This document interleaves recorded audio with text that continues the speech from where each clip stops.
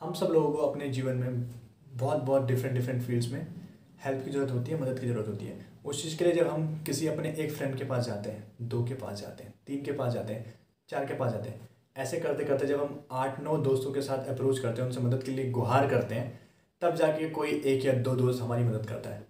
But इतिहास में ऐसे भी लीडर्स हुए हैं जिनके एक इशारे पे उनके जो फॉलोअर्स हैं, जो उनको एसोसिएट करते हैं, जो उनको मानते हैं, उन्होंने उनके एक कहने पे अपनी जान की कुर्बानी दे दी।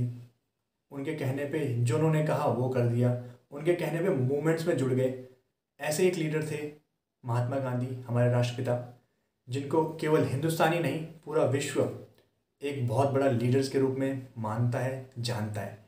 तो आज हम सीखने वाले हैं महात्मा गांधी से उनके लीडरशिप्स के कुछ सीक्रेट्स, क्यों उनको इतना बड़ा लीडर माना जाता है। वो सब सीक्रेट्स मैं आप सबके सामने साथ शेयर करने वाला हूँ, जो मैंने बहुत डिफरेंट डिफरेंट बुक से पढ़ी हैं। अगर आप देखो तो लिटरेचर में बहुत सारी बुक्स हैं जहाँ पे केस स्टडीज़ हुई हैं महात्मा गांधी के ऊपर, कि वो उनके पास ऐसा क्या था, ऐसी क्या क्वालिटी थी, ऐसा कौन सा गुण था उनका, जिसके कारण लोग उनको फॉलो करते थे।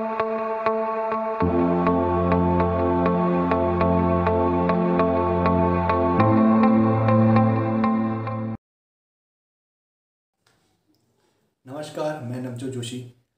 आप सभी का गांधी जयंती के उपलक्ष्य पे मेरे YouTube channel the life long learning पे स्वागत करता हूँ। हम सब लोग जानते हैं कि महात्मा गांधी को हिंदुस्तान में ही नहीं बल्कि पूरे विश्व में विश्व शांति और अहिंसा के रूप में एक दूत माना जाता है। यही एक कारण है कि 2 अक्टूबर को हर वर्ष जो यूएनओ है, यूनाइटेड नेशन ऑर्गेनाइजेशन, उन्होंने जो 2 अक्टूबर को है विश्व अहिंसा दिवस के रूप में माना है। फर्स्ट वर्ल्ड वॉर हो रहा था उस टाइम पे जो एडोल्फ हिटलर थे, जो कि जर्मनी के चांसलर रहते हैं, उनको महात्मा गांधी एक लेटर लिखते हैं। उनमें वो एक विनती करते हैं कि विश्व शांति के लिए, ह्यूमैनिटीज़ के लिए केवल इकलौते हिटलर ही हैं जो इस वॉर को रोक सकते हैं।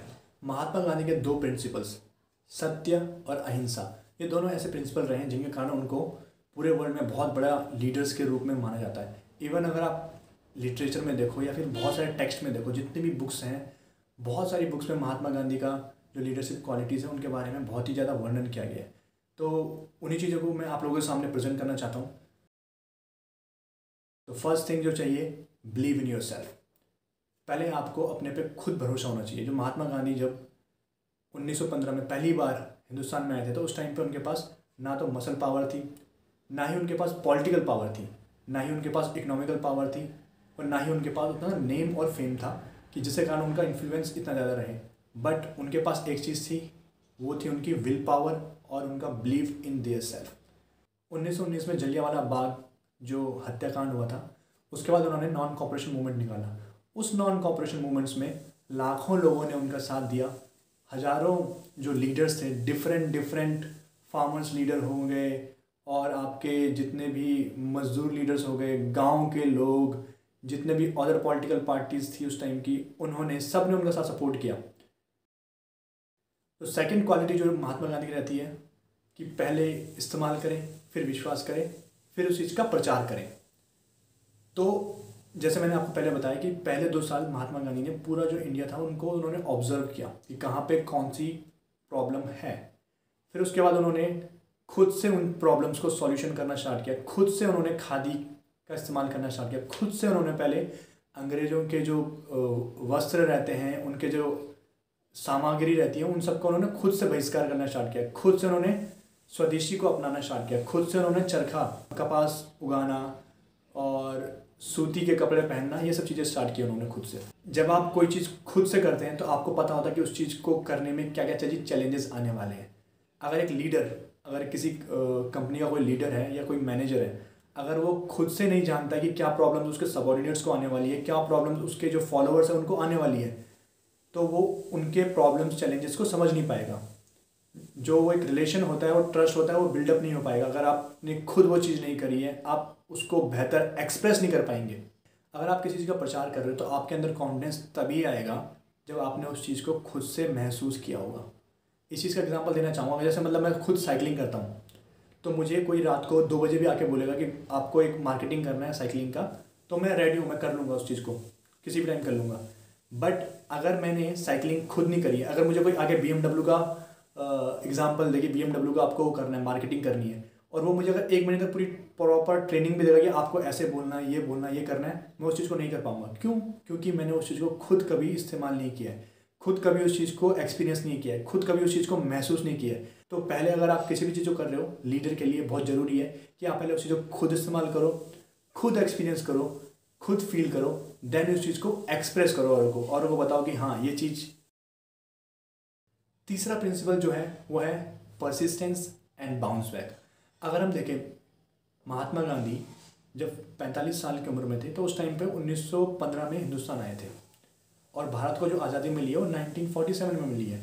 तो जो बीच के जो 32 ईयर्स रहे हैं, इसमें बहुत सारे उतार चढ़ाव रहे हैं। बहुत बार वो जेल गए हैं, बहुत बार उन्होंने जो है अनशन पे बैठे हैं, बहुत बार उनको यातनाएं सहनी पड़ी हैं। इसमें बहुत सारे फेलियर्स उनको मिले हैं, बहुत सारे सेटबैक्स उनको मिले हैं, बहुत सारे मोमेंट्स को उन्होंने चेंज करना पड़ा है, इम्प्रोवाइज़ करना पड़ा है, चीज़ों से सीखना पड़ा है उनको। तो वही एटीट्यूड हर एक लीडर को चाहिए। अगर आपको एक टीम लीड करनी है, मे बी एक आपको आर्मी के लिए एक टीम लीड करनी पड़े, मे बी आपको कॉर्पोरेट्स के लिए टीम लीड करनी पड़े, मे बी आपको अपनी फैमिली में, आप फैमिली के बिगेस्ट मेंबर हो, उस चीज़ के लिए आपको अपना परिवार संगठित करना है तो उसको उनको लीड करना पड़े। तो उन सब चीज़ों के लिए एक बहुत इंपॉर्टेंट चीज़ है कि वो है कि परसिस्टेंस एंड बाउंस बैक। आपको लगातार चीज़ों से चेंजेस करते रहने पड़ेंगे, इम्प्रोवाइजेशन करना पड़ेगा, सीखते रहना पड़ेगा। बट जो चीज़ें सीखने के लिए हमारे लिए वो है परसिस्टेंस एंड बाउंस बैक। जो आदमी खुद से नहीं हारा उसको कोई नहीं हरा सकता। ये चीज़ भी हमें गांधी जी से सीखने को मिलती है। तो तीसरा जो प्रिंसिपल था वो है परसिस्टेंस एंड बाउंस बैक। चौथा प्रिंसिपल जो महात्मा गांधी से हमें सीखने को मिलता है वो है सबको साथ लेके काम करना। अगर हम महात्मा गांधी को देखें तो जो उनके मूवमेंट्स रहे हैं उनमें उन्होंने हर किसी को महत्व दिया है। एक गरीब किसान हो, महिलाओं को बहुत इंपॉर्टेंस दिया है, लिटरेचर राइटर्स को बहुत इंपॉर्टेंस दिया है। तो सबको साथ में लेके, डिफरेंट डिफरेंट कास्ट हो गए, डिफरेंट डिफरेंट रिलीजन्स हो गए, सबको साथ लेके काम करना। तो एक लीडर्स के लिए बहुत इंपॉर्टेंट चीज़ है कि जब भी वो अपनी टीम को लीड करे तो उसके मन में कोई डिस्क्रिमिनेशन नहीं होना चाहिए, ना ही क्षेत्रवाद के हिसाब से, ना ही जातिवाद के हिसाब से, ना ही कास्ट के हिसाब से, और ना ही सेक्स के हिसाब से, कोई लड़का है या लड़की है।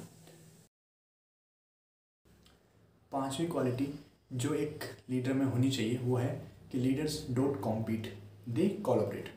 जो लीडर्स रहते हैं वो कॉम्पीट नहीं करते हैं, वो कोलैबोरेट करते हैं।